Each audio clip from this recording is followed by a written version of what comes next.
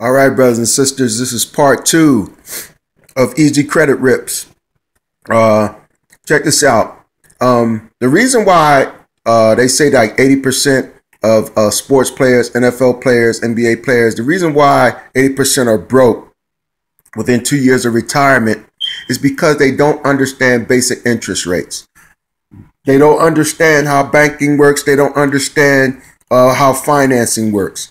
And those that think they have an understanding have very little. Usually the ones you find who are most proficient in them areas are black people who actually deal in financing. You know, accountants, bank executives or bank employees or individuals who are salesmen at these places like Rent-A-Center, car dealerships, or real estate companies. All right. And surprisingly, you'll even have individuals who work at places like that who really don't even understand the interest rate part. It's just that when you sit down with them and you talk about you want a car and everything, once they discuss the bullshit, because they won't bring up interest rate if you don't bring the shit up. They're going to keep the conversation away from interest rates as much as they can. Don't talk about fucking interest rate. Talk about the goddamn upholstery. Talk about the goddamn clear coat. Talk about all the other bullshit, how much you like the car, and shit like that. The mileage on the car, talk about the performance of the car, how I had only went over. Do not fucking discuss interest. That's the fucking word that all sales reps that deal in things that need financing, they stay the fuck away from that shit. And then when they bring that shit up, if you are to bring it up, you know what I mean, then you pretty much got them. And that's the interest rate is something. Before you start tripping and getting all excited over how much you like the car, the way the motherfucker look, or how much you like the mileage. Okay, after finding a car that you like and seeing a price that sounds pretty good, then the next goddamn thing you need to be liking is what type of motherfucking interest rate these motherfuckers are going to offer you. You understand what I'm saying? Because you got to understand like this. If it's at 10%, you're going to pretty much pay 50 cents on a dollar. All right. Now, on the street, in loan sharking on the street, all right, on street loans and everything, 50 cents on a dollar is considered a shark. You understand what I'm saying? That's a high-ass interest rate.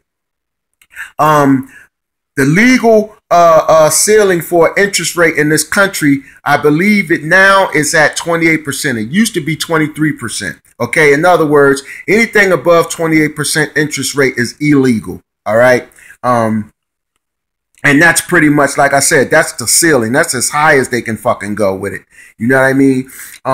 And at 28%, you're gonna pretty much pay 15 cents on a dollar. 75 cents on a dollar. You understand what I'm saying? So if I loaned you a dollar, you had to pay me back $2.50, which is a goddamn balloon rate. That's a sucker rate. That's a fool's rate. You understand what I'm saying? Because once you start talking about thousands of dollars, you know what I mean? Now, if I was to loan you $1,000, you had to pay me back $2,500. You had to pay me not only double on the goddamn loan, but another goddamn 10%. You know what I mean? Which is half of the first goddamn 20%. You know what I mean? And if what shit, in the terms of, let me see. Yeah, you're going to pretty much pay like, and you would, a person would call that, I forgot, they call it points and shit like that when you're dealing with gangster street loans and shit like that. You know what I mean? But those type of interest rates are what you would call a shark. You know what I mean? Fair interest rate is usually going to be something between zero, which of course, you're not going to find nobody that's giving you an interest rate at zero unless they got their family member or friend. You know what I mean? But I'm just going to say it for the sake of zero, anywhere to like, to not really be taken advantage of, which I would consider fair by these days standards. I would say 5%. You know what I mean? 4.5, 4.8. You know what I mean? 4.3. But that's rare. You know what I mean? Usually if you're getting financed and you have what's called bad credit or no credit, or you might have a bankruptcy in your history, or you might have repossessions in your history, then you could forget 5% or anything in the 4% area range. You're going to pretty much be dealing with interest rates about 7.5 and higher. You know what I mean? Some price 7.5.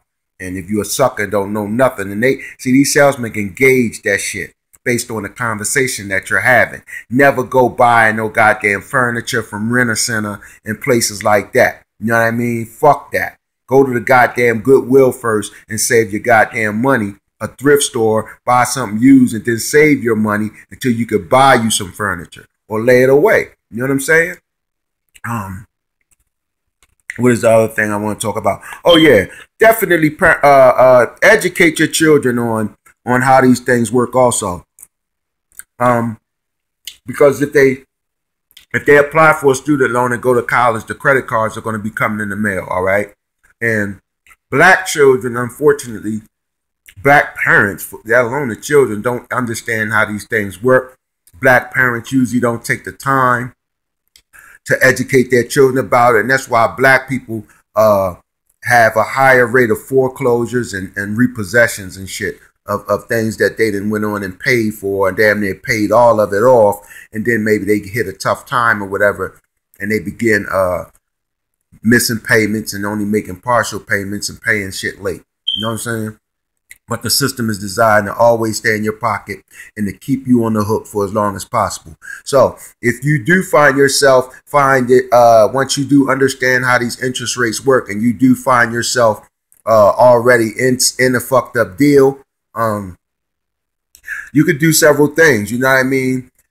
You can go to the goddamn company and you could try to renegotiate the interest rate. You know what I mean? You can explain to them you're having some difficult times, this, that, and the other. And they really want you to buy they really want you to pay it off. They don't want to take it back and have to resell it unless you kept the motherfucker that pristine. But if you already drove up, extra goddamn 20, 40, 50,000 miles on the goddamn car, and the motherfucker was used already and already had about 60,000 on it, and now you got the motherfucker breathing on 100,000 miles. They don't really want the car back. They want you to finish paying on that shit because they're going to make a lot of money the longer it takes for you to pay it.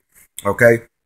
So you always, if you got a high interest rate, you want to try to pay these loans off as soon as possible. Make double payments whenever possible. If you have if you have a house mortgage, you know what I'm saying? Try to get a 15-year mortgage, 10-year mortgage, or somewhere around there. Try to avoid 20 and 30-year mortgages if you can, all right? Black people, we get so excited and desperate and shit, and we see these type of things as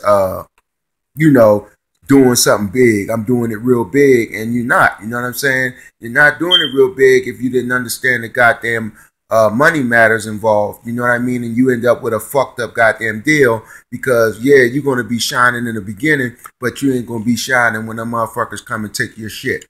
All right? So, this is part 2. Please explain these things to your children, how these things work. And if you don't know and understand how they work, educate yourself. Don't let your kids, they're already going to be in debt with the goddamn college loan. You understand what I'm saying? And they don't really need no goddamn credit card loan on top of that. And then they go to a goddamn car dealer because they want a car so bad and see one they like. They get so excited. They sign the shit and then they never even check the goddamn interest rate. Now they're in the goddamn triple debt. You know what I mean? They in debt from the student loan. They in debt from the goddamn credit cards that came in the mail that they didn't even tell you about. You know what I mean? And usually they're going to send them a Visa and a goddamn MasterCard. You know what I mean? They're going to start them off with probably somewhere around $2,500 limits on each. You know what I mean? And most students, they just go ahead and spend the goddamn money and don't even make one payment. And usually it's the parent that ends up making the payment once they find out, trying to save the kid's goddamn credit score. You know what I mean? So, save yourself a whole lot of pain and heartache, and educate your child on how these interest rates and things work, all right? How to spot easy credit ripoffs, okay? Rent-A-Center, places like that are all easy credit ripoffs, all right? Take advantage of things like layaway and just try to save your money. You know what I mean? Try to save your money. Understand how banks work, compound interest. You know what I mean? Meaning just that any deposit that you make will grow interest over time. Take advantage of savings and loans. You know what I mean? Savings and loans are made for you to invest money and make deposits, but you're going to leave deposits in on a longer term scale. You're not really going to be using that account as a goddamn check. It's not going to be a checking account. You're not going to be running to the ATM making withdrawals with a goddamn savings and loan, because they offer a better interest rate for you on your money, but you must leave the money in for a longer period of time to really benefit from these interest rates. Also, savings bonds, you know what I mean? They're a good thing, but again, they're long-term investments. If you do spend the bond before it matures, again, you're not going to be able to take advantage of a better interest rate. All right. So learn money, understand money. If you have any questions, you can reach me on my Google Plus, or you can email me at godisblack555 at gmail.com. This is Brother Elihu L. Peace.